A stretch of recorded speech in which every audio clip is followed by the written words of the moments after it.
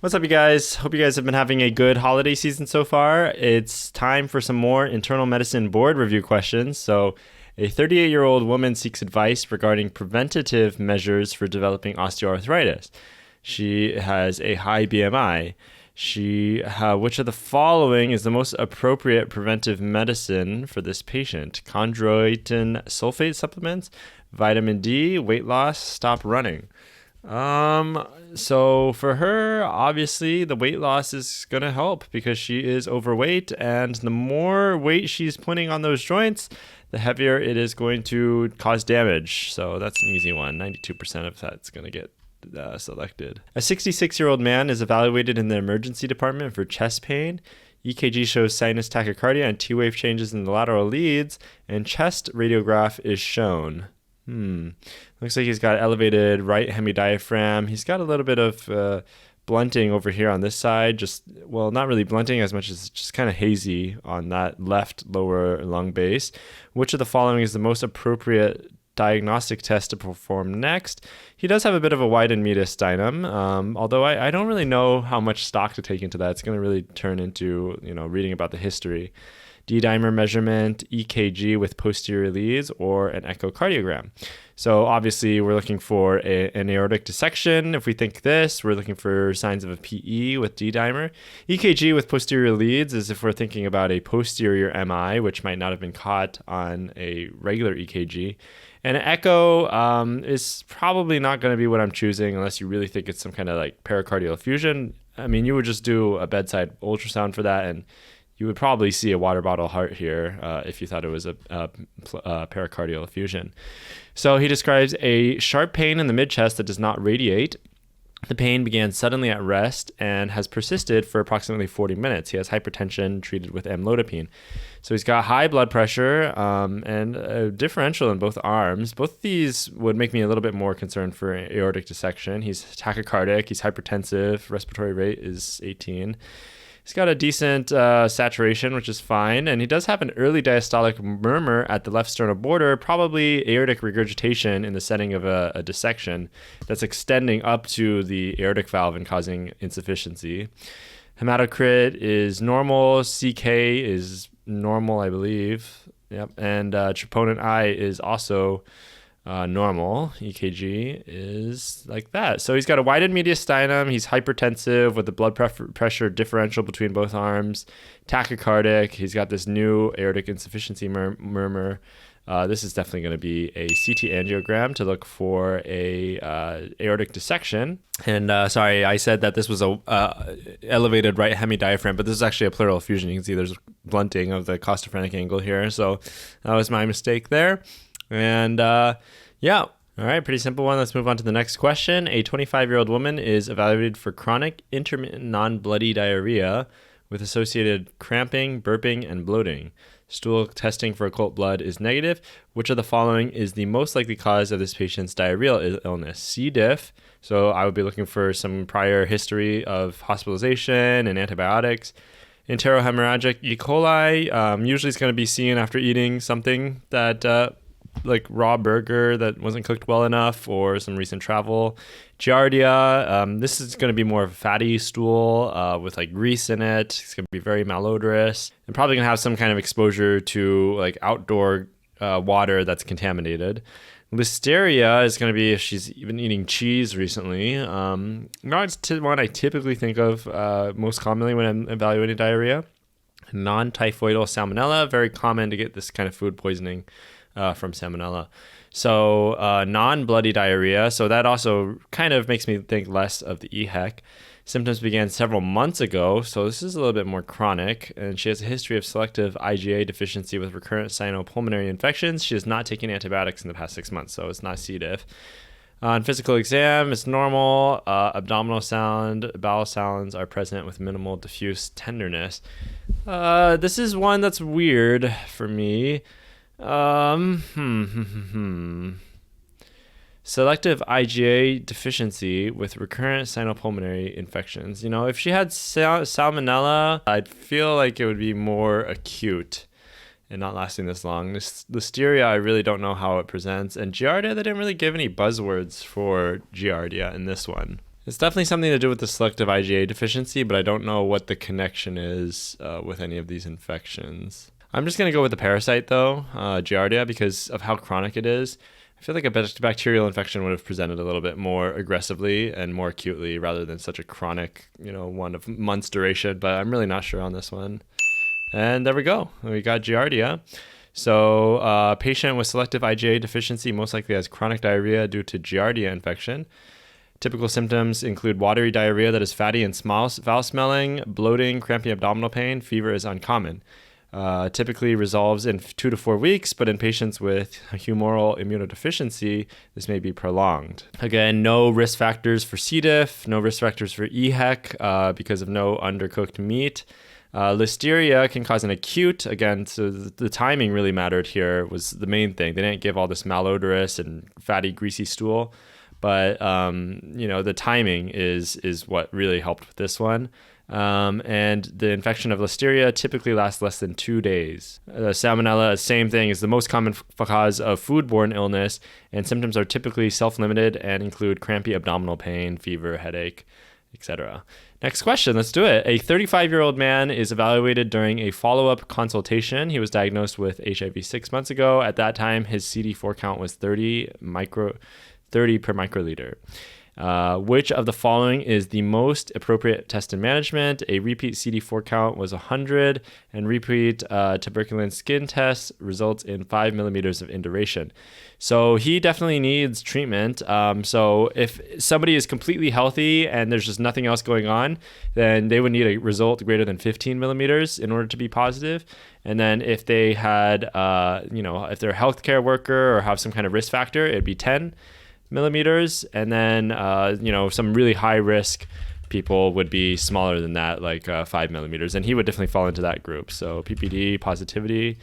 So if you look at this, greater than 15 in healthy individuals, greater than 10 in recent immigrants, IV drug units, IV drug users, high risk employees or residents, chronic diseases, and greater than 5 millimeters in HIV or recent contacts, things like that. So he definitely needs to be started on latent TB treatment. The rest of his stem, just reading it really quickly, doesn't show anything that would really help that much in this question stem, unless there's some kind of interaction with isoniazid and rifampin. So this here, RIPE, is going to be for active TB, but it doesn't sound like he's got any symptoms of active TB. And you can do isoniazid for 9 months, or you can do rifampin for 4 months, I believe, for treatment of latent TB. I don't think we need to obtain an interferon gamma release assay, because this would be like if you didn't trust the tuberculin skin test for some reason. But I think this PPD is already diagnostic in this case, and I don't think we really need to repeat it. He's already high risk, so why don't we just start latent TB treatment? And that is the correct answer. The 2020 CDC guideline for treatment of latent TB offers 6 and 9 months of isoniazid for patients with and without HIV infection. Also recognizes 3 months of isoniazid plus rifapentine, or 3 months of isoniazid plus rifampin. Remember some of the side effects of isoniazid. Really, hepatotoxicity is going to be like the biggest one. Rifampin also has hepatotoxicity, can also cause like orange colored body fluids, and CYP450 induction. So it can lower the amount of drugs that somebody's on, like their amiodarone or something like that. So it's going to metabolize their drugs more quickly. Pyridoxine is added for patients at risk for peripheral neuropathy. So in terms of getting another tuberculin skin test or IG release assay, this is only if the initial test result was negative and you have high suspicion, or if the initial test result was positive and you have low suspicion. So in this case, we have high suspicion, and he's very high risk, so you would just treat it as positive. Next question. A 43-year-old man with chronic alcoholic liver disease is hospitalized after massive vomiting of blood. He is an alcohol user. And looking at his labs, I see an elevated D-dimer, a low fibrinogen, low platelets. Hemoglobin is on the lower side. Prothrombin time is high, and his PTT is high. He receives volume resuscitation, fluids, transfusions, and vitamin K. What should also be provided to manage this patient's coagulopathy? So this patient has, all of these findings very likely are probably due to cirrhosis, but also with this low fibrinogen, typically when you see a fibrinogen less than 100, you start thinking about DIC, but I don't think in this case it's DIC. It's probably just so much of his fibrinogen is being used up. Activated factor 7 concentrate, that's if you think there's like a factor 8 inhibitor or factor 9 inhibitor. Aminocaproic acid is not what we're going to use here. We typically see that when patients are having like bleeding, like ENT patients having bleeding. I've seen that a lot. Cryoprecipitate or 4-factor PCC or prothrombin concentrate. So cryoprecipitate includes fibrinogen, and I think here the question stem is really telling us that this patient has low fibrinogen, so they're going to need replacement with cryoprecipitate. Looks like he's just got some signs of cirrhosis here. So I'm probably just going to go with cryoprecipitate. If you go with 4-factor, I think this is called PCC or PCC.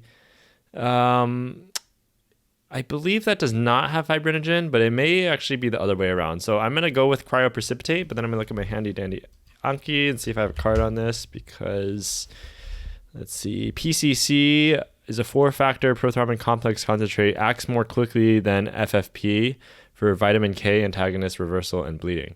Cryoprecipitate includes FFP and for fibrinogen deficiency. So PCC, I should just think about this as an FFP that acts a little bit more quickly. But in this case, it's going to be cryoprecipitate because we need to give him some fibrinogen back. So you can see most of the people got stuck up here. And so that's definitely the main thing that people would probably get, confused by on this question. So this patient should receive a transfusion with cryoprecipitate. He has the coagulopathy of liver disease. Blah, blah, blah.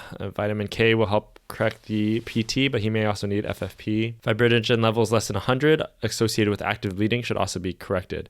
Cryoprecipitate contains more fibrinogen than FFP and is the blood component of choice in treating this patient. This is a PIM question I've seen a lot, but distinguishing between DIC and coagulopathy of liver disease, what you can do is you can check a factor 8 level. And if the factor 8 level is depleted, that points to DIC because everything's getting consumed. But if a factor 8 level is normal, then that could point more to cirrhosis. Recombinant factor 7 is recommended to treat patients with acquired hemophilia, like I said, for factor 8 or factor 9. And then aminocaproic acid is used after surgeries, right? Cardiac surgery, orthopedic surgery, ENT, we spray some Amicar up in their nose to stop bleeding. Not really something that I've seen used frequently, just like a liver cirrhotic patient that's bleeding. 4-factor prothrombin complex concentrate is used to treat patients with warfarin toxicity and life-threatening bleeding. All right, next question. A 53-year-old woman is evaluated for an 8-month history of palpitations, tachycardia, lightheadedness, and sweating with explosive diarrhea and nausea within 15 minutes of eating. Interesting. Abdominal exam is well-healed scar with no abdominal pain. Yeah, this almost sounds like dumping syndrome based on just that first thing where it's like within 15 to 30 minutes of eating. This is something that you can get after a bowel, like a Roux-en-Y gastric bypass or some kind of gastric bypass surgery. And all of a sudden, when you eat, it just like goes... I don't know what happens, but it like goes into your stomach and everything just like dumps into your into your small bowel, and it's just like you get all these like really autonomic symptoms right after eating. So she's lost 15 pounds. She feels better. She eats smaller portions, no vomiting. And then, she had this upper endoscopy for GERD, and they had a tumor, and she underwent partial gastrectomy with gastrogeninostomy. And so, this is definitely going to be dumping syndrome. Gastroparesis is going to be more nausea and vomiting after eating. Irritable bowel syndrome is going to be abdominal pain, and then intermittent fluctuating between constipation and diarrhea. And small intestinal bacterial overgrowth is also going to be more of a like abdominal pain, diarrhea, just like kind of other chronic things, but not this like clear onset like right after eating like this. So this is going to be dumping syndrome. 91% of people got this. So this is due to rapid gastric emptying of hyperosmolar chyme into the small intestine after partial gastric reception, which can lead to postprandial vasomotor symptoms. Next question. A 65-year-old man is evaluated during a follow-up visit for gout. Laboratory studies reveal serum urate of 7.6 and normal kidney and liver chemistries. We definitely got to get that urate lower. I believe we are supposed to get it below 5.8. It's like a really random number. Which of the following should be initiated to prevent recurrent attacks of gout? So allopurinol is definitely going to be one of our, basically our first line. Febuxostat is one that if the patient can't tolerate allopurinol, either they've had DRESS syndrome against it or like a rash, or they have HLA-B testing that says that they can't take it, which should be tested in Asians. Febuxostat can be used. There is a higher incidence of cardiac side effects in patients who are using febuxostat. Pegloticase is an IV medication, and probenecid I think we also use as like a second, third line. So these ones really not as common. So let's see. He initially presented 6 months ago with acute pain and swelling of the right great toe. Symptoms resolved with naproxen. He presented again with symptoms and got colchicine. He's got hypertension, coronary artery disease, hyperlipidemia, urolithiasis. So yeah, this one is definitely going to be allopurinol. You don't want to give this in the setting of an acute flare, but this is a follow-up visit, because if you give it during an acute flare, allopurinol can actually worsen the gout attack. Febuxostat we're definitely not going to give in this patient with coronary artery disease. And again, pegloticase and probenecid are going to be more of your second, third line things. So yeah, 94% chose allopurinol. In February 2019, the FDA mandated a boxed warning for febuxostat regarding the increased risk for cardiovascular death and all-cause mortality for this drug. The FDA has also limited the approved use of febuxostat for patients who are unresponsive or cannot tolerate allopurinol. Pegloticase is IV administered, which reduces serum urate to nearly zero within hours.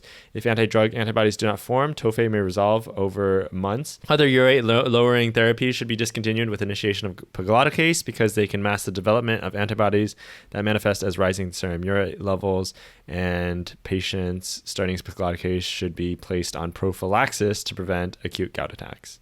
Probenecid is an alternative first-line agent to patients who have contraindication to xanthine oxidase inhibitor in therapy. However, allopurinol is generally more appropriate. Probenecid would be a poor choice for a patient with a history of urolithiasis. That's right. Cool. Question 24. A 61-year-old man is evaluated for management of medication side effects. Which of the following is the most appropriate next step in treatment? He has Parkinson's, it looks like. So deep brain stimulation, quetiapine, thalamotomy, and trihexyphenidyl. So he has Parkinson's disease with symptoms generally well controlled with carbidopa, levodopa, of which the brand name is... I've seen this so many times. I can't remember the Cinemet. No, I forget what it's called. Carbidopa, levodopa is what's it called? What is the brand name for this? Cinemet. Oh, it is Cinemet. Okay, you're right. I know I had it back there somewhere. Amantadine and selegiline. Selegiline, again, is like probably something that directly acts on dopamine. I forget the exact mechanism. Amantadine is actually like an anti-flu medicine, but was found to have some effects in Parkinson's disease. I believe it works on like the M2 receptor, which I don't really remember what that is. But let's see, M2 protein of the flu virus. So I don't know why it helps with Parkinson's. But he has early wearing off of symptoms despite careful dosage adjustments. He has also developed bothersome dyskinesia following a dose of carbidopa levodopa that has adversely affected his quality of life. So, if he just was presenting with these bothersome dyskinesia symptoms, then we would probably add trihexyphenidyl, which is basically an antimuscarinic, I believe, that is going to decrease the extrapyramidal side effects that he has. But the fact is that he's getting early wearing off symptoms, which means his carbidopa levodopa is starting to wear off. And at this point, I believe he should be a candidate for deep brain stimulation, which would be the next line therapy and would also help wean him down from the Sinemet and allow him to have less symptoms. So I'm going to go deep brain stimulation. 80% of people chose this. So this patient should have deep brain stimulation. This is a surgical therapy that involves the delivery of electrical stimulation to key brain targets such as the subthalamic nucleus and globus pallidus interna. The stimulation disrupts abnormal neurophysiologic activity within the basal ganglia and stimulates a patient's response to medications. This mode of treatment is indicated for patients who continue to benefit from levodopa but experience severe motor fluctuations, refractory tremor, or levodopa adverse effects such as dyskinesia. It is not appropriate if they have dementia or cognitive impairment. So Seroquel or quetiapine is going to be if they start getting medication-induced psychosis, but they should also get medication-reduced strategies first. Thalanotomy, I guess, was some old thing. I've never really heard of it before, and so it is not, I guess it's been used to ameliorate medication-resistant tremor. And anticholinergic agents such as trihexyphenidyl can be added for tremor or dystonia, but they have a risk for adverse events. And I forget what the brand name for this one is. Brand name, I've definitely seen it a lot. Oh no, Artane, okay. The other one I've definitely seen is benstropine, and the brand name for that is Cogentin, yes. So let's go on to the next question. A 19-year-old man is evaluated for a 2-week history of shaking episodes, sometimes associated with falling, that are followed by a period of unresponsiveness.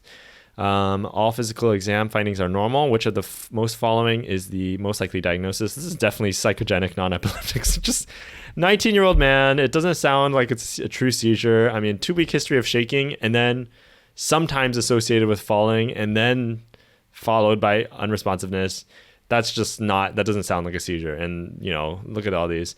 He reports having a 30-minute episode just before getting into the car to go to this appointment. This is telling you that he doesn't have postictal confusion, which most people having a true seizure are going to have a very prolonged, confused state. They wouldn't be able to just drive themselves to the appointment. Episodes occurring daily. The eyes are closed, which again is a sign of pseudo-seizure. Eyes are usually open in a true seizure. Intermittent cessation of breathing and a reddening of the face. The patient remains standing for a few seconds after the shaking starts, but on occasion becomes limp and falls. So if he was feeling a seizure, there's not going to be standing. He does not respond when his names are called or his arms or legs are lightly touched. The shaking gradually increases and decreases in intensity. Intensity typically involves both arms and sometimes the legs. Again, does not sound like, usually it should be, at least from my understanding, that a seizure should be more constant in quality, and oftentimes it's more on one side rather than both. But yeah, this is definitely, just like reading the first two sentences, this is clearly a psychogenic non-epileptic seizure. A generalized tonic-clonic seizure is characterized by stereotyped movements, essentially the same from one event to the next: eyes being open, cyanosis due to cessation of breathing, a duration of 2 to 5 minutes, stiffness and falling before symptoms of shaking that initially is fast but gradually slows and stops. Okay, I actually didn't know that part. And then myoclonic seizures are typically very brief, characterized by synchronous jerking or shaking the limbs with retained awareness and no postictal confusion afterward. Next question. A 57-year-old man is evaluated at a follow-up appointment 6 weeks after hospitalization for an ischemic stroke. MRI obtained in the hospital revealed a small acute infarct in the right posterior limb of the internal capsule, and a magnetic resonance angiogram of the head and neck obtained the same day was normal. Which of the following is most likely to reduce his risk of vascular death over the long term? Adding Plavix, discontinuing aspirin and starting Plavix, discontinuing aspirin and starting Efficient, or discontinuing aspirin and continuing ticagrelor. So I think in this case, let's see, he has residual left-sided weakness, hypertension, and low-dose aspirin. Normal mental status. So after a stroke, I don't know how long they need to be on dual antiplatelet therapy for. I do believe there is some time period that they should be on dual antiplatelet, but I think after 6 weeks, it really depends, because there's two landmark trials, I think, that kind of discuss this. It's like the POINT trial and the CHANCE trial that they always talk about. And in those trials, one of them suggested 3 weeks of dual antiplatelet, and the other one suggested 3 months of antiplatelet. So in this case, I don't really know. But I think for him, let's see, he does still have some residual. He does have some residual problems here. Honestly, I think that a neurologist in the hospital would have started him on dual antiplatelet therapy already if it was indicated. So in this case, I think probably starting on Plavix is what I've seen a lot of times. People are on Plavix monotherapy. So this is not one that I know that well, but I'm just going to go with Plavix monotherapy. But my second choice would probably be going to Plavix and dual antiplatelet therapy. Prasugrel is actually contraindicated in patients who have had a recent stroke. It's also contraindicated in elderly patients, although he's not elderly. But I think let's go with Plavix monotherapy and see if we're right. We are right. Ed, that's a satisfying one. When you get 47% right and you get that answer right, that's definitely a satisfying one. So I feel happy about that. So adjust outpatient antithrombotic agents in a patient after acute ischemic stroke. Aspirin should be discontinued and clopidogrel started to reduce the composite outcome of stroke, myocardial infarction, and vascular death. So this is one that's really, I didn't actually even know this answer, but it's literally just like from what I've seen and a few of the stroke patients I've seen as an outpatient, that typically like a lot of them are on Plavix. And so this is one where it's like, okay, maybe just like what I've seen, is reflecting this stuff, but I've never like learned this specific learning point before. So it is interesting that at the end of the residency, you'll start to see things like this. In a clinical trial, aspirin and clopidogrel were compared, and clopidogrel had a small but significantly significant absolute risk reduction of the composite outcome compared with aspirin alone. Clopidogrel should not be added to his current medication regimen because dual antiplatelet agents are not beneficial in the long term for stroke prevention. A clinical trial of patients with ischemic stroke compared clopidogrel monotherapy with combined showed no reduction in risk of stroke, but an increased risk of hemorrhagic complications. A combination therapy might be considered if initiated within 24 hours after minor ischemic stroke or transient ischemic attack and continued only for 21 days, so 3 weeks. No data suggests that prasugrel specifically prevents ischemic stroke. In fact, there's a black box warning against its use in patients with CAD and history of stroke. And again, I've never seen somebody on Brilinta or ticagrelor for a stroke, so that's why I didn't choose that one. So let me take a look at that point and chance trial because, let's see. So duration of dual antiplatelet after ischemic stroke suggested by the chance trial is 3 weeks, although the point trial suggested 3 months. 3 months of DAPT has been shown to have increased risk of bleeding, but not much benefit after 3 weeks. And so I guess more people are following the chance trial, which I believe is conducted in like Chinese patients or something. Chance trial, Wicked Journal Club. This is one I learned back in third year of medical school. So where was this? This is done by like the Chinese 114 centers in China. So nice. Next question. A 18-year-old man is evaluated for a 3-month history of aching pain in the shoulders that is exacerbated by movement, especially weightlifting. Which of the following is the most likely cause of this patient's hyperphosphatemia? What's his phosphate? 6.8. Wow, okay. Chronic kidney disease? Doubt it. Decreased active FGF23. Oof, that is something I've heard a lot about, but I think FGF23, oh man, there's so much stuff about it. I'd have to review that. Exercise-induced rhabdo. I mean, this guy sounds like he's exercising a lot, but I'm not clearly sure how rhabdo causes hyperphos unless, all the cells dying is going to increase your potassium for sure. Conceivably could increase your phosphate as well, but it's not something I, normally associate with rhabdo, but it definitely could if all the intracellular contents are being released. And hypoparathyroidism.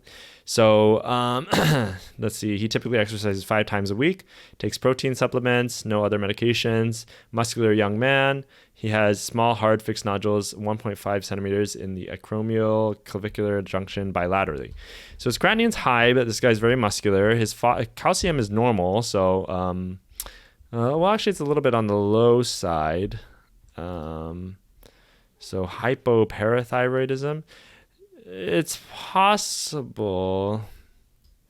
Yeah, it actually might be because, let's see. His parathyroid hormone is normal. If his calcium is low, though, his parathyroid hormone, hydroxyvitamin D is normal. Tubular reabsorption of phosphorus is 97%. So what I do know is that PTH is the phosphate trashing hormone. So I I don't think he's hypoparathyroid because his parathyroid hormone is normal and he's having tubular reabsorption of phosphorus. If he had too much parathyroid, I think that would be low tubular reabsorption. But he does have these small, hard fixed nodules. I have to remember what FGF23 does. Every time I go on nephro rotation, they talk about this all the time. But hyperparathyroid, I mean, maybe it is hypoparathyroidism because it's just not screaming exercise-induced rhabdo to me. I don't think he has CKD. He's just muscular. FGF23 is also, usually that's like in the setting of CKD that really matters. So I'm just going to go with hypoparathyroidism, which is weird because his parathyroid is normal. Although his parathyroid hormone should be elevated because it's trying to compensate for this low calcium and it's trying to get rid of all this phosphorus. But it's not, it's not elevated. You see, it's actually normal. So it's inappropriately normal. I'd actually expect the PTH to be high. So his parathyroid is not responding appropriately here. So this is going to be hypoparathyroidism. Oh, shoot. It's decreased active FGF23. I'm surprised 52% of people got this right because FGF23 is not something that I am super familiar with. I've got some cards on it. Protein that helps excrete phosphate and is a marker for CKD severity is FGF23. FGF23 acts on kidneys. This causes decreased reabsorption and increased excretion of phosphate. So the most likely cause is decreased active fibroblast growth factor 23. Sounds like it was really inappropriate increase in renal phosphorus reabsorption, which was the way to get to the answer here. This suggests that the cause in this patient is a defect in renal handling of phosphorus. Based on the nodules, the most likely diagnosis is tumoral calcinosis, autosomal recessive disorder affecting FGF23. This is very, very like minutia that I've never heard about, I've never seen. It is good to know about it, but this is something I'm surprised by because this is like something that seems very rare, at least the fact that I've literally never heard of this at all. All right, so now I had to figure out how to make a card on this because I don't know. It's just like I don't really know how high yield this question is for me to make a card on. Let's see. I mean, just making another card about FGF23 because, this is like so many times I've heard about FGF23 at this point. So honestly, I'm just going to make a card about FGF23 because I feel like that's a little bit more high yield for me. But I'll add some information about this tumoral calcinosis diagnosis here. So how does FGF23 affect phosphate excretion in the level of the kidney? And FGF23 increases excretion. So high FGF23 means lower phosphate levels. Low FGF23 means higher phosphate levels, often associated with CKD. So I don't know how useful this is going to be, but I'll put it in there. But I do want to remember how FGF23 affects phosphate distribution at the level of kidney. So that's going to be it for this episode of Internal Medicine Board Review questions. And I'll see you guys in the next one.